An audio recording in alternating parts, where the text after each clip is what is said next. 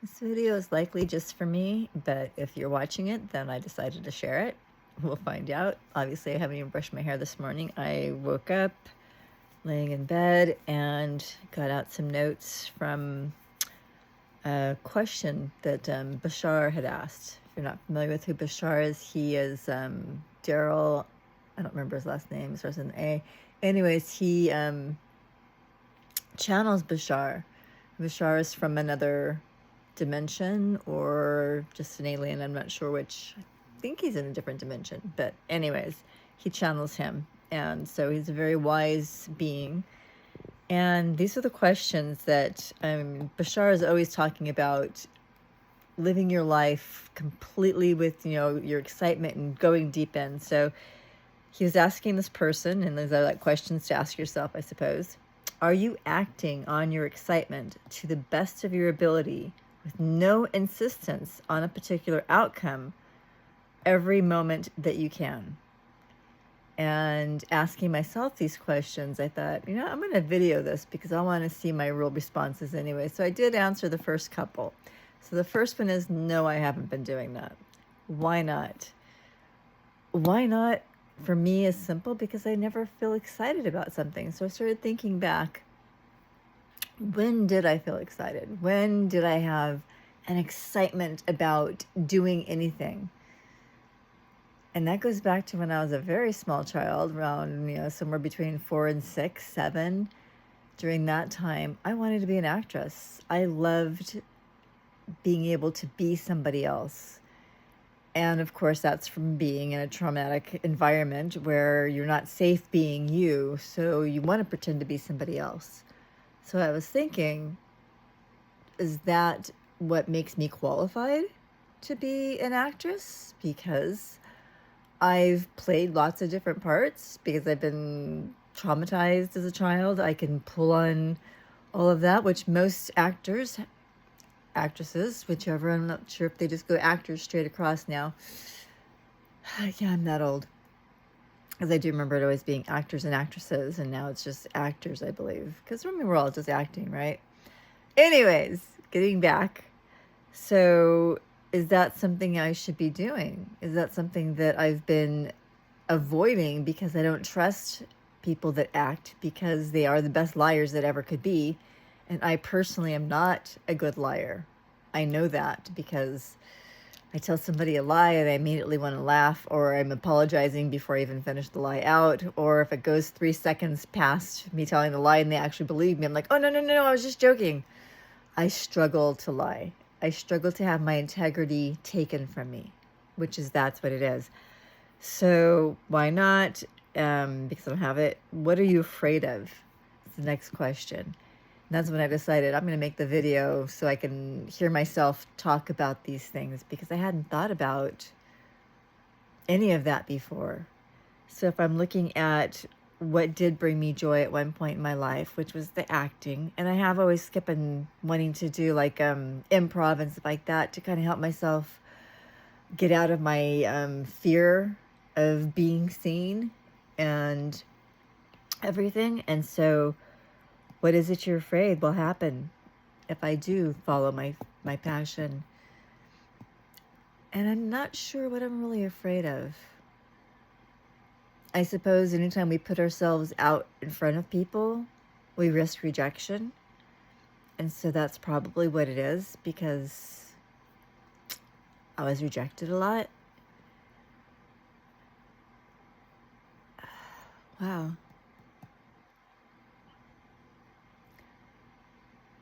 I understand intellectually that everything is by our own perspective, our own perception of things.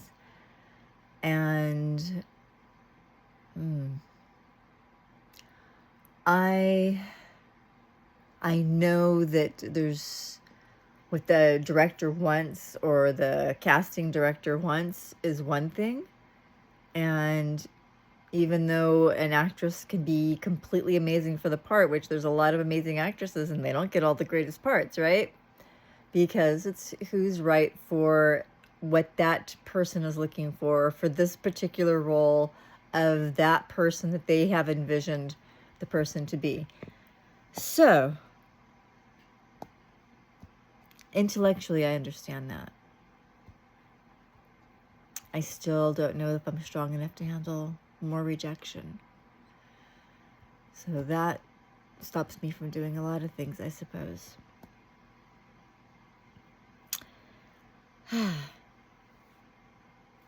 So what are you afraid of?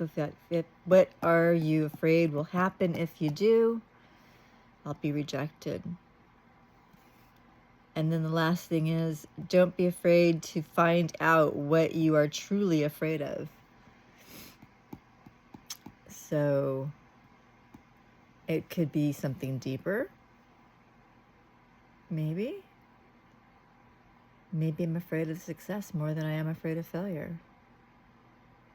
I mean, my whole life I've been kind of like the just skating by, and you know, Connie's a survivor. She lands on her feet no matter what happens. I just keep going. I don't know. I guess that was said by my father, that Connie always lands on her feet. And that's my given name, so that's what he always called me. I am legally Kalila, in case you didn't catch that video. So I've distanced myself from that part of my life, obviously for a reason. The funny thing is, both my parents were runners. My dad left Sweden, my mom left Tennessee. They met in California. And when my mom and dad divorced, my mom moved to the desert, still in California, but I mean, went to a totally different kind of area.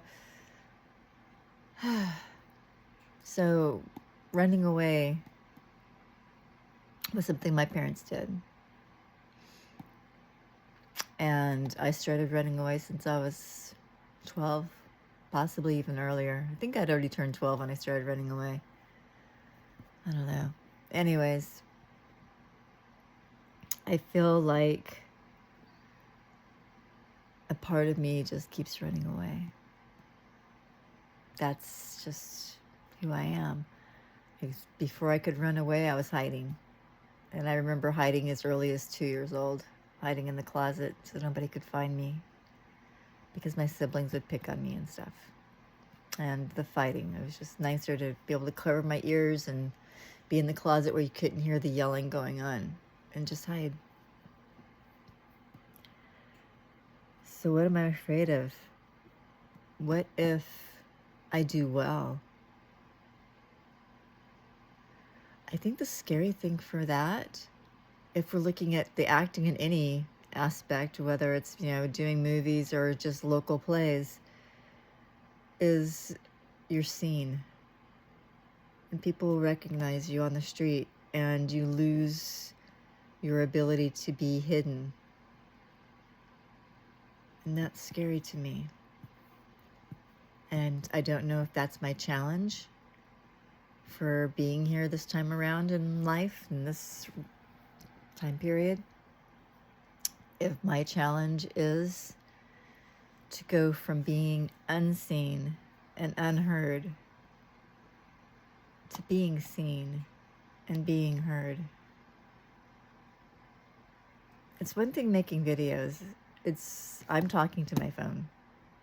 I don't see anybody in front of me. I'm alone in my house, perfectly safe.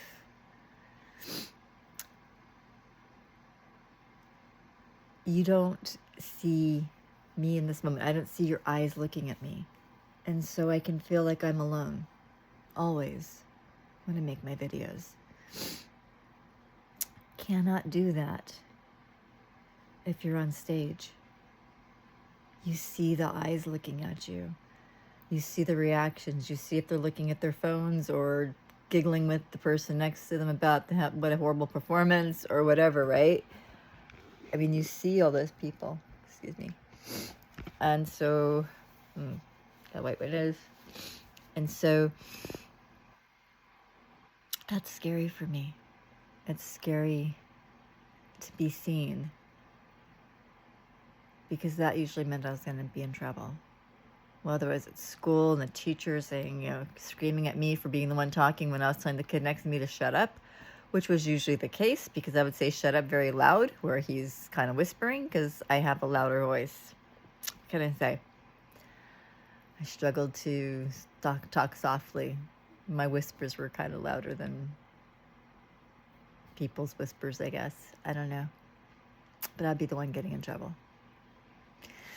So, does that mean that if I go after this passion at my age, I'm worried about being seen? That's kind of crazy, I guess, now, huh? I think I'll look into acting classes. Just local theater. And explore that part of my passion from my childhood.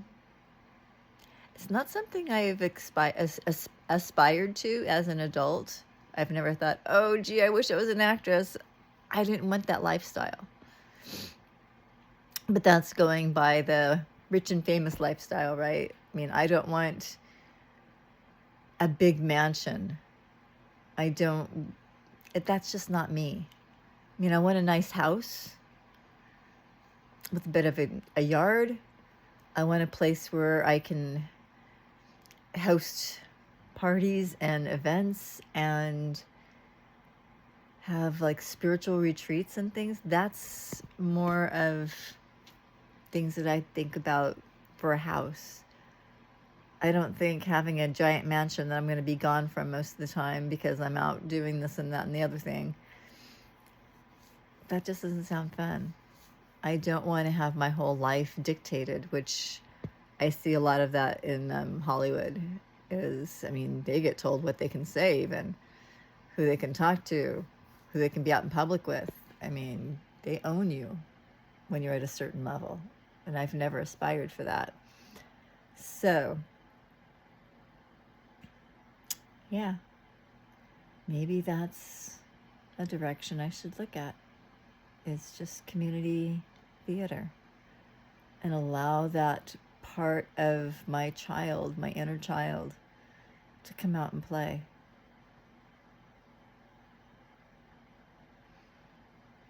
I'm going to have to look into that. What is your greatest passion? And do you follow that always without any forcing of what the outcome should be? I mean, like when I go for a hike, which I love hiking, when I go for a hike, well, I have to stay on trail because I get lost easily. I get turned around. I don't have the best sense of direction always. And I have gotten lost overnight, which was really fun. But so I don't allow myself to just go wandering off like I would want to. But that exploring, that getting to see what's around the next turn or taking this trail and where is that going to take me, I love that kind of excitement. And so let's say you're like a rock climber and that's your passion.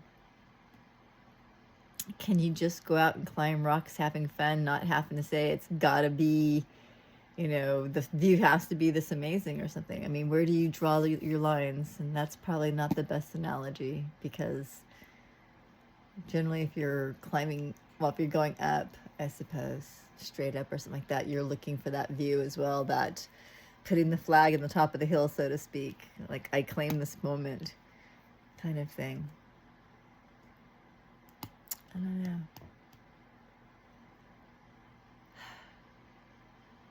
I've never known, I guess, true passion. And maybe that's my judgment. Maybe I expect it to be like I see on TV because I think that in my reality, that's more of the interactions I have rather than out in public. Even as I was growing up, I didn't spend a lot of time with other people. Had very few friends in school, didn't talk to many, kept to myself, was usually hiding somewhere. At school in junior high, I was behind the bleachers getting high with a few other outcasts because, you know, it's what you do. You hang out with the other outcasts that come from dysfunctional families that when they say their parents are going to kill them, they truly fear for their lives.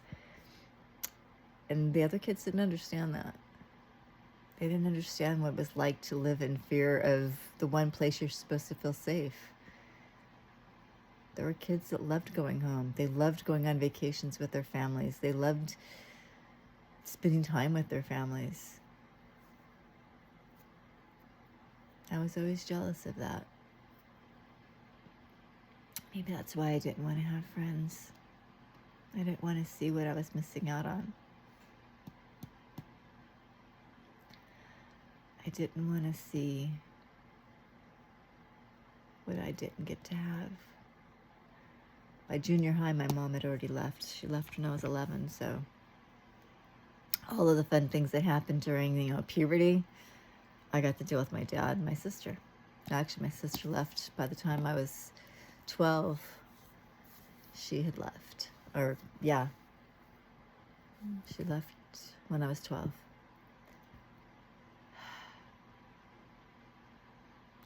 And I was the lady of the house.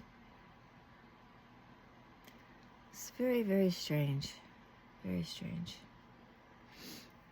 Anyways, I'm going to end this, and it may or may not go up. Thank you.